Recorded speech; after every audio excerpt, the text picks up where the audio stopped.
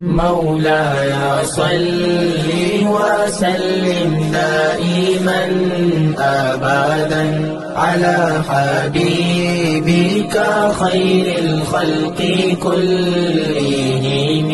بسم الله الرحمن الرحيم. الحمد لله رب العالمين والعاقبة للمتقين والصلاة والسلام على سيد الأنبياء وخاتم المرسلين وعلى آله وأصحابه أجمعين. اما بعد. بخاری شریف جلد نمبر 1 صفحہ نمبر 423 کتاب الجہاد میں امام بخاری علیہ رحمہ نے ایک باب باندھا ہے جس باب کا عنوان قرآن پاک کی ایک آیت کا ایک حصہ ہے، جس میں اللہ رب العزت ارشاد فرماتا ہے فَإِمَّا مَنًّا بَعْدُ وَإِمَّا فِدَاءً حَتَّى تَضَعَ الْحَرْبُ أَوْزَارَهَا، کہ جب مسلمان کافروں پر فتح پا لیں اور ان کے سپاہیوں کو اپنا قیدی بنا لیں تو پھر مسلمانوں کو حق حاصل ہے کہ اگر ان کی مرضی ہو تو ان سے فدیہ لے کر انہیں رہا کر دیں، اگر ان کی مرضی ہو بغیر فدیہ لیے احسان کرتے ہوئے ان کو آزاد کر دیں، اور اگر وہ انہیں آزاد نہ کرنا چاہیں بلکہ وہ انہیں اپنا غلام اور خادم بنا کر رکھنا چاہیں تو بھی انہیں اسلام یہ حق دیتا ہے۔ امام بخاری علیہ رحمہ فرماتے ہیں فی ہے حدیث و سمامہ، اس باب میں حضرت سمامہ بن اسال والی حدیث جو ہے اس سے استدلال کیا جا سکتا ہے، اشارہ دیا ہے امام بخاری علیہ رحمہ نے اس مقام پر حضرت سمامہ بن اسال والی حدیث کو بیان نہیں کیا، اشارہ دیا ہے۔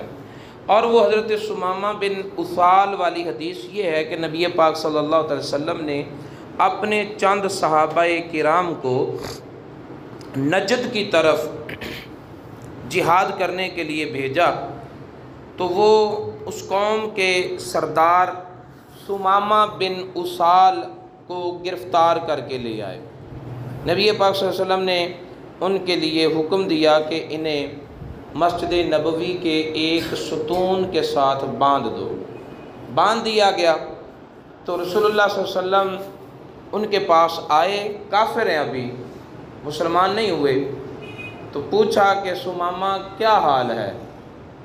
تو وہ کہنے لگا کہ اگر آپ مجھے قتل کرنا چاہیں تو ایک ایسے شخص کو قتل کرو گے جو قتل کا مستحق ہے، اور اگر آپ مجھ سے فدیہ لینا چاہیں تو پھر آپ سوچ نہیں سکتے کہ میں آپ کو کتنی قیمت دے سکتا ہوں، اپنی سب سے زیادہ فدیہ دوں گا، اور اگر آپ مجھے احسان کر کے چھوڑیں تو ایک ایسے شخص پر احسان کریں گے جو احسان بھولتا نہیں ہے، شکر گزار رہوں گا۔ نبی پاک صلی اللہ علیہ وسلم نے بس اتنی بات کی اور بس تشریف لے گئے۔ اگلے دن پھر آئے، تشریف لائے، یعنی مسجد میں نمازیں تو ہوتی رہیں لیکن سمامہ سے بات نہیں کی۔ اگلے دن پھر بات کی اور پوچھا کہ سمامہ کیا حال ہے؟ وہی لفظ بولے، اگر آپ مجھے قتل کریں گے تو ایک ایسے شخص کو قتل کریں گے جو قتل ہونے کا حقدار ہے، اگر آپ مجھے فدیہ لے کر چھوڑنا چاہتے ہیں تو میں آپ کو بہت زیادہ فدیہ دینے پر آمادہ ہوں، اور اگر آپ مجھ پر احسان کر کے مجھے چھوڑیں گے تو میں آپ کا شکر گزار رہوں گا۔ حضور نے کوئی جواب نہیں، ارشاد فرمایا تشریف لے گئے۔ تیسرے دن پھر نبی پاک صلی اللہ علیہ وسلم نے سمامہ سے پوچھا، فرمایا کیا حال ہے؟ تو سمامہ کہنے لگا کہ اگر آپ مجھے قتل کریں گے تو میں قتل کا حق رکھتا ہوں، اگر آپ مجھ سے فدیہ لینا چاہتے ہیں تو میں فدیہ بہت زیادہ دوں گا، اور اگر آپ مجھ پر احسان کریں گے تو میں شکر گزار رہوں گا۔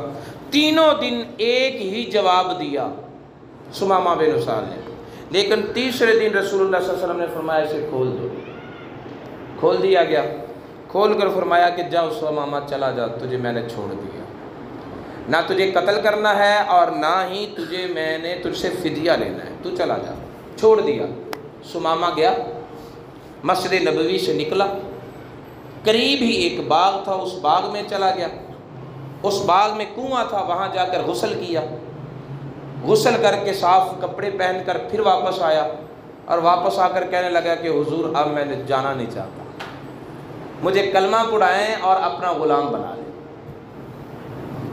فرمایا ہوا کیا تجھے؟ فرمایا 3 دن پہلے روئے زمین پر اگر کسی دین سے مجھے نفرت تھی تو وہ آپ کا دین تھا، اگر کوئی چہرہ مجھے برا لگتا تھا تو وہ آپ کا چہرہ تھا، نعوذ باللہ من ذالک. لیکن ان 3 دنوں کے بعد اب میری حالت یہ ہے کہ روئے زمین پر اگر کوئی دین میرے دل میں سمایا ہے تو وہ اسلام ہے، اور کائنات میں اگر کوئی چہرہ میرے دل میں بسا ہے تو وہ آپ کا چہرہ ہے، سب سے زیادہ پیارے آپ ہیں.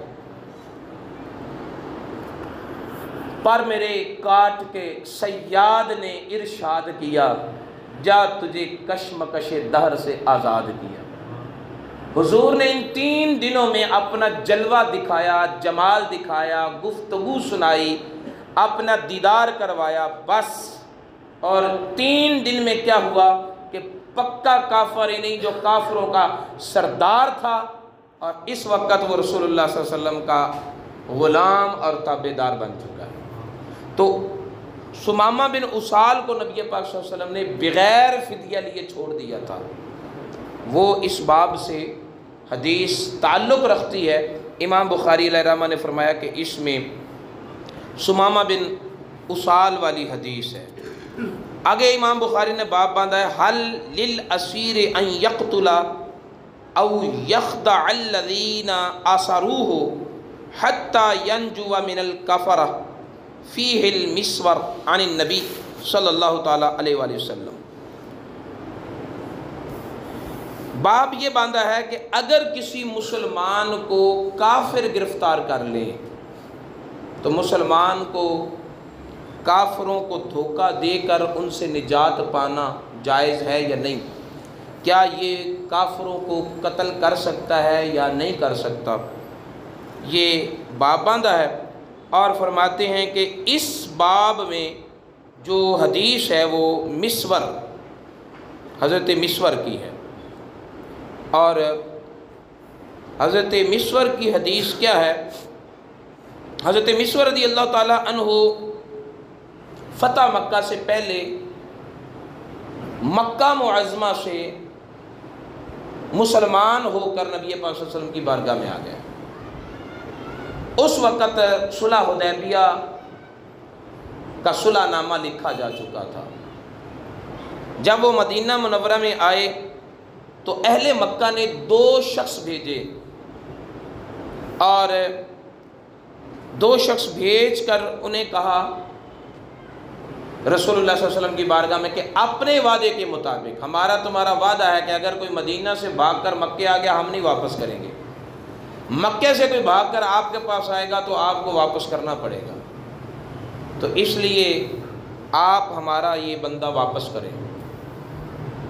رسول اللہ صلی اللہ علیہ وسلم نے حضرت مسور کو ان 2 مشرکوں کے سپرد کر دیا اور فرمایا کہ اسلام وعدہ خلافی کی اجازت نہیں دیتا، ہم اپنے وعدے کی پابندی کریں گے، تم اسے لے جاؤ.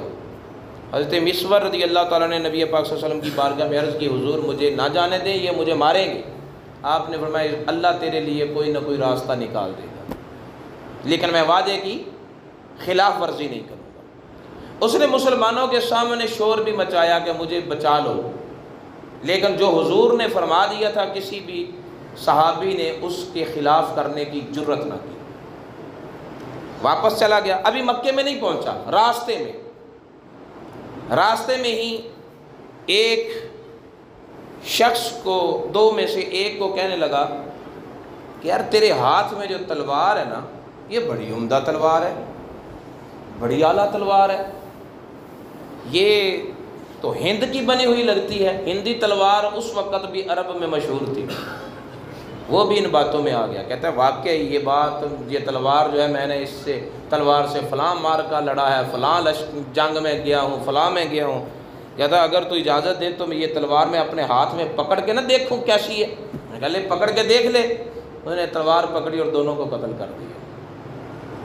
دونوں کو قتل کرنے کے بعد رسول اللہ صلی اللہ علیہ وسلم کی بارگاہ میں پھر آ گیا، آ کر کہنے لگے یا رسول اللہ آپ نے اپنا وعدہ پورا کر دیا، مجھے ان کے سپرد کر دیا، میرے لیے اللہ نے راستہ نکالا کہ مجھے ان دونوں پر قدرت بخشی، میں انہیں قتل کر کے واپس آ گیا ہوں، آپ کا وعدہ پورا ہو چکا، اب مجھے اپنے پاس رہنے کی اجازت دے۔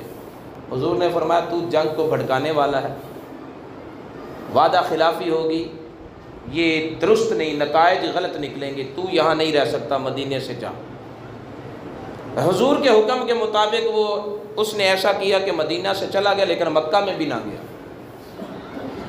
مکہ سے شام کی طرف جو راستہ تھا، وہاں سے 3 راستے بنتے تھے، ایک مدینہ کی طرف آتا تھا، ایک مکہ کی طرف جاتا تھا، ایک شام کی طرف جاتا تھا۔ اس جگہ پر جا کے بیٹھ گیا۔ اہل مکہ کا جو بھی قافلہ مکہ سے شام کی طرف جاتا اسے لوٹ لیتا۔ وہ لوگ کافر تھے، یہ مسلمان تھا، اگر اپنے آپ کو ان کے سپرد کر دیتا تو وہ اذیتیں دیتے۔ رسول اللہ صلی اللہ علیہ وسلم نے اپنے مدینے میں اجازت نہ دی رہنے کی، اس نے یہ کام شروع کر دیا۔ اب لوگوں کو پتہ چل گیا کہ مسور جو ہے وہ اس جگہ پر رہتا ہے جہاں سے مکہ، مدینہ اور شام کے راستے اکٹھے ہوتے ہیں۔ نبی پاک صلی اللہ علیہ وسلم کسی کو مسلمان ہونے والے کو اپنے پاس جگہ نہیں دیتے، صلح حدیبیہ کے شرطوں کے مطابق۔ ہوتا کیا، جو مکہ سے مسلمان ہوتا وہ بھاگ کر اس کے پاس چلا جاتا، مدینہ میں نہ آتے کیونکہ نبی پاک صلی اللہ علیہ وسلم نے تو اجازت نہیں دی۔ جو مسلمان ہوتا وہ بھاگ کے اس کے پاس چلا جاتا، وہ تو ایک جماعت بن گئی، حتیٰ کہ اہل مکہ خود آئے نبی پاک صلی اللہ علیہ وسلم کے پاس اور عرض کرنے لگے کہ ہم وہ شرط ساقط کرتے ہیں، جو لوگ مکے سے مسلمان ہو کر آئے انہیں اپنے پاس رکھ لیجیے تاکہ ہمارا راستہ تو صاف ہو۔ نبی پاک صلی اللہ علیہ وسلم نے مسور کو پیغام پہنچایا کہ اس جگہ کو چھوڑ اور مدینے میں آ جا۔ وہ مدینہ منورہ میں چلا گیا۔ تو امام بخاری نے حضرت مسور کا یہ حوالہ دے کر اشارہ دیا ہے کہ جو بندہ مسلمانوں کے قبضے، مسلمان کافروں کے قبضے میں آ جائے تو کافروں سے نجات پانے کے لیے اسے تلوار چلانی پڑے، اسے کسی کو آگ لگانی پڑے، اسے کسی کا گھر چلانا پڑے، وہ اپنی آزادی کے لیے جو کرنا چاہے وہ کر سکتا ہے۔ کیونکہ حضرت مسور نے جب ان 2 شخصوں کو قتل کیا تو نبی پاک صلی اللہ علیہ وسلم نے اس کے اس عمل کو، یہ تو کہا کہ تو نے عہد شکنی کر کے جنگ کو جو ہے وہ فروغ دیا ہے، لیکن یہ نہیں کہا کہ تو نے غلط کیا ہے، ناجائز کیا، اسلام اس کی اجازت نہیں دیتا۔ حضور نے اپنے پاس اسے نہیں رکھا تو اس لیے نہیں رکھا کہ وعدہ خلافی ہوگی، لیکن اس نے جو ان سے نجات پانے کے لیے ارتکاب کیا ہے، جو قدم اٹھایا ہے، اس کو منع نہیں کیا۔ تو اس سے امام بخاری علیہ رحمہ نے یہ استدلال کیا کہ مسلمان کو اگر کافر لوگ اپنی حراست میں لے لیں تو وہ مسلمان ان کی قید سے نکلنے کے لیے جو ہیلا کرنا چاہے کر سکتا ہے۔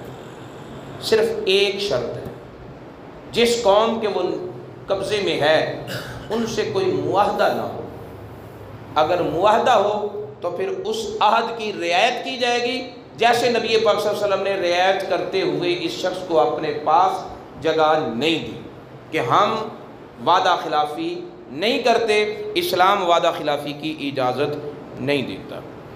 اس باب کے تحت امام بخاری علیہ رحمہ نے یہ اشارتاً واقعہ کی طرف بتایا کہ فیہ المسور عن النبی صلی اللہ علیہ وسلم، اس میں مسور کی حدیث ہے جو رسول اللہ صلی اللہ علیہ وسلم سے مروی ہے۔ اللہ رب العزت کی بارگاہ میں دعا ہے کہ وہ ہمیں نبی پاک صلی اللہ علیہ وسلم کی تعلیمات کو سیکھنے اور ان پر عمل پیرا ہونے کی توفیق عطا فرمائے۔ مولاي صل وسلم دائما أبدا على حبيبك خير الخلق كلهم.